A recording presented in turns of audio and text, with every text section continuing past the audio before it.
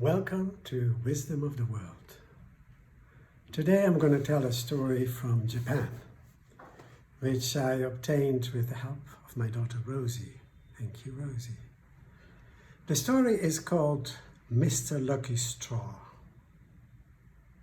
And it goes like this. Once upon a time, there was a young boy called Shobei. He was a kind boy, a warm-hearted, caring boy. And when he came home from working the field one day, he tripped. He tripped over the stairs and he fell and he tumbled and tumbled. And when he finally recovered, he noticed that he had a piece of straw in his hand. And he said to himself, well, usually a straw is sort of a useless thing, but I think maybe I'm meant to keep this one, so I'm going to keep it. And so on he went walking, and then all of a sudden there was a dragonfly going around his head. And he caught the dragonfly. People can be very quick with that. And he tied the tail to the straw so that it wouldn't be bothering him. And he was walking down the street with the straw and the dragonfly on top of it, when they met a mother and a little boy. And the little boy saw the dragonfly and he wanted it. He really wanted it badly.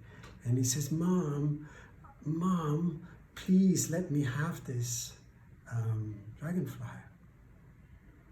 And Shobei, who was kind-hearted, he just gave the straw with the dragonfly to the little boy, and he says, here, little boy, go and have the dragonfly. And the mother was very grateful, so she gave him 3 oranges. On he walks, and a little further on he sees on the side of the street there is a seller sitting, a peddler if you wish, who was very, very thirsty. He was so thirsty he was ready to faint, and there was no water to be found anywhere. So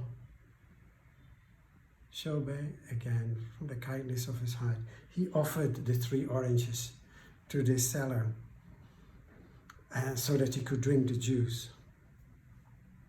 And the seller was very grateful and gave him 3 pieces of cloth, which he was going to sell in the market.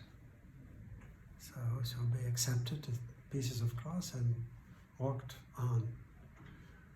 And as he walked onwards, he came upon a sort of a big carriage with attendants to and fro, and there was, a princess in that carriage. And the princess just happened to look outside of a carriage and she saw that beautiful cloth. And she called out to Shobei, says, oh, mister, please let me have that cloth. It's so beautiful. And again, Shobei, without any further thought, he just gave that cloth to the princess. And she was so grateful, she gave him a big bag with coins in it.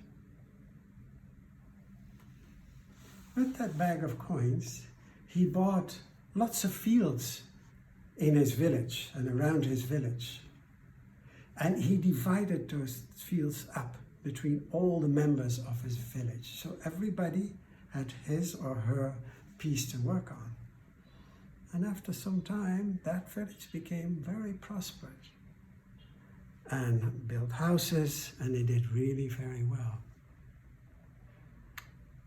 And Shobei became an important man in that village. Until the end of the day, his days, he was called Mr. Lucky Straw.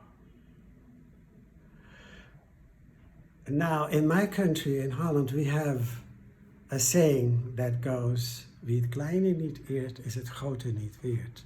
Which means, he who doesn't honor the small is not worth the big.